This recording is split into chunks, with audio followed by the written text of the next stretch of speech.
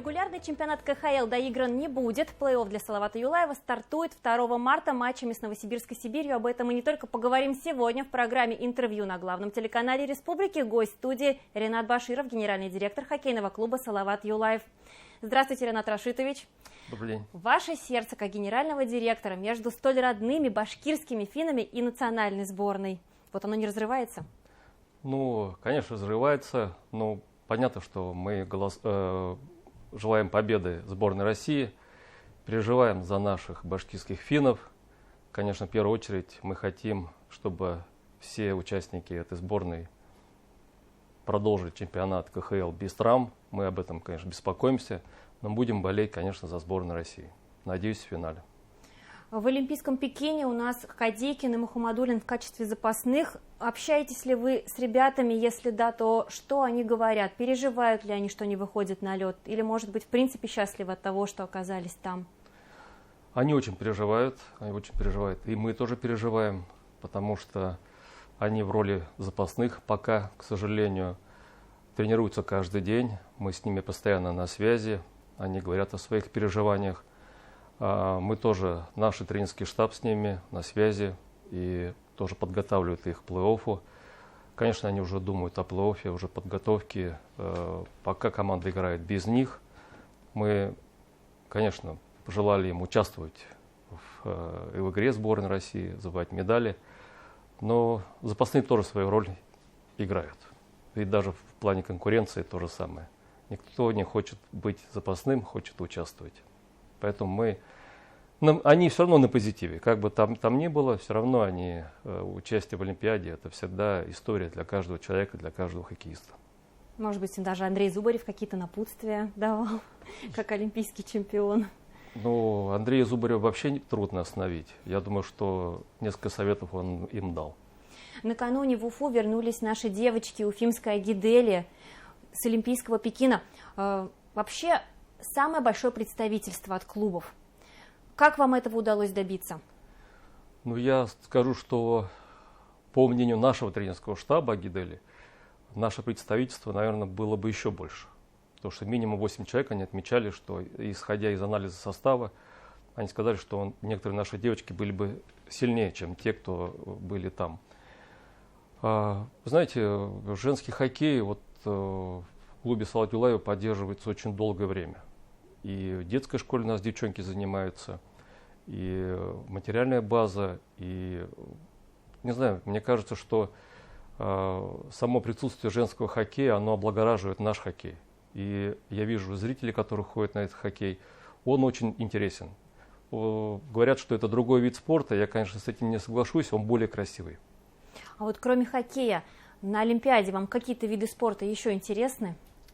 Да, мне нравится бобслей, керлинг, понятно, женский хоккей и биатлон. Наверное, это самые такие популярные виды спорта для меня. Наверняка болеете за Эдуарда Латыпова. Да, и переживаю за него. Да. Это отличный спортсмен, отличный представитель республики. Я думаю, у него еще все впереди. Он достаточно молодой человек. Вы сегодня приехали к нам прямо с экстренного совещания КХЛ. О чем вы говорили, что-то, может быть, изменилось? Вообще какие-то новые появились новости? После объявленного перерыва КХЛ не прекращала свою работу. Они отрабатывали с клубами разные варианты продолжения чемпионата. И в ходе этой дискуссии были высказаны ряд предложений, в том числе и нашим клубам. И результатом этого послужило некоторые изменения регламентов второй части текущего чемпионата и последующих. КХЛ постаралась предусмотреть разные варианты развития событий, связанных с пандемией, чтобы не было вопросов, которые возникали в этом году. И я скажу даже больше, что если бы вот эти принятые сегодня изменения клубы вызнали в начале сезона, вполне возможно, что мы бы доиграли сезон. Потому что самое главное, эти правила распространяются на все клубы. Когда все знают стартовые позиции, тогда никто никого не обижается.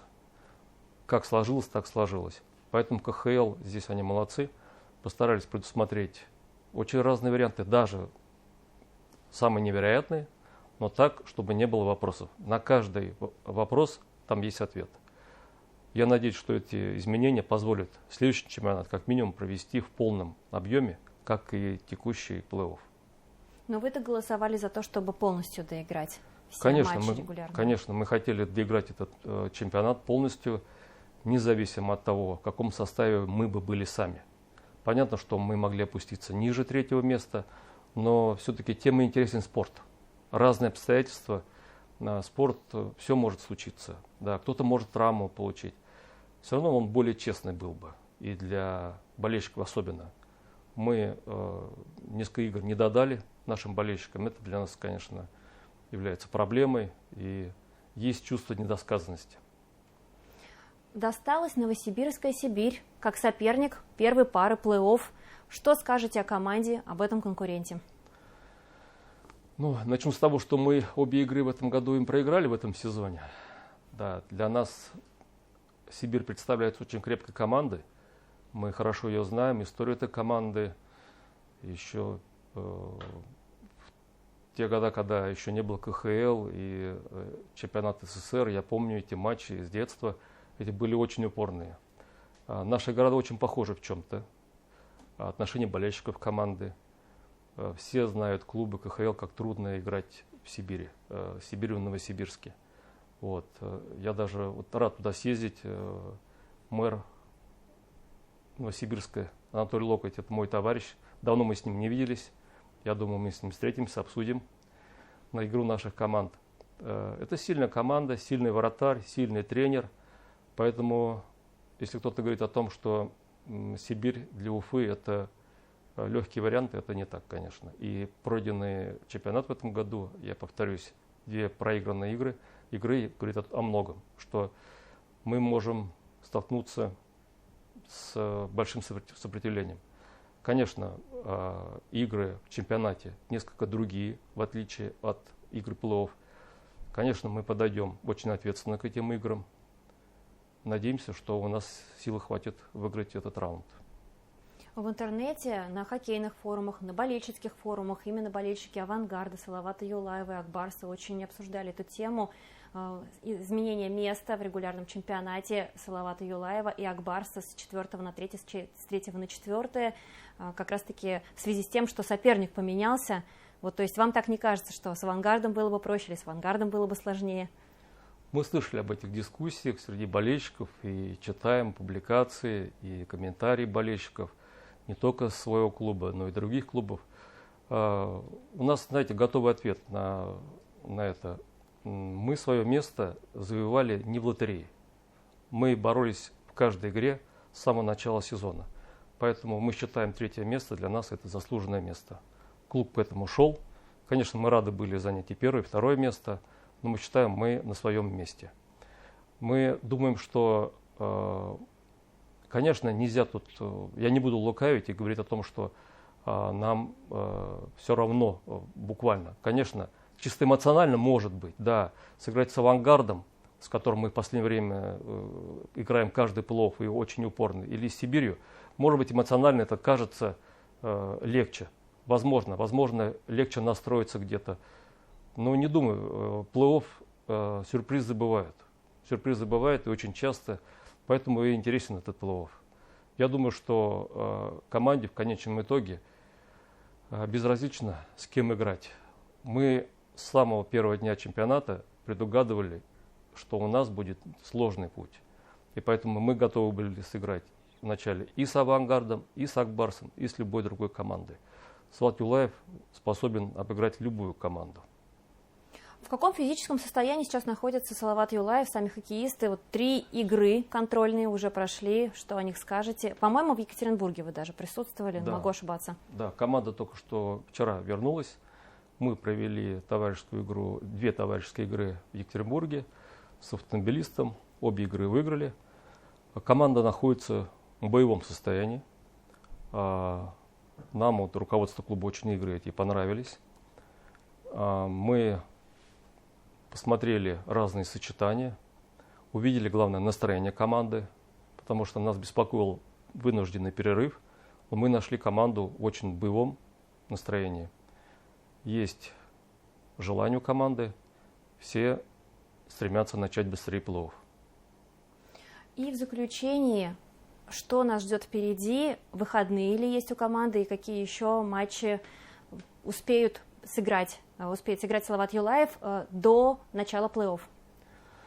Есть у нас запланированная игра в Минске 23 февраля. Мы вылетаем во вторник, сыграем одну игру, к сожалению, без зрителей. Правила местных госорганов к этому приводят.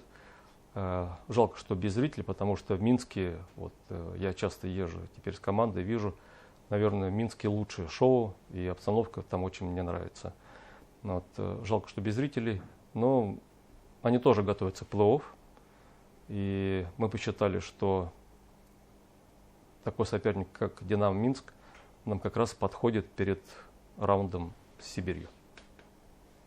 Ринат Рашитович, спасибо вам большое за беседу, за столь увлекательную беседу. Много интересного нам сегодня рассказали. Я напомню, гостем в студии был Ринат Баширов, генеральный директор хоккейного клуба «Салават Юлаев». Спасибо, что были с нами. Не переключайтесь.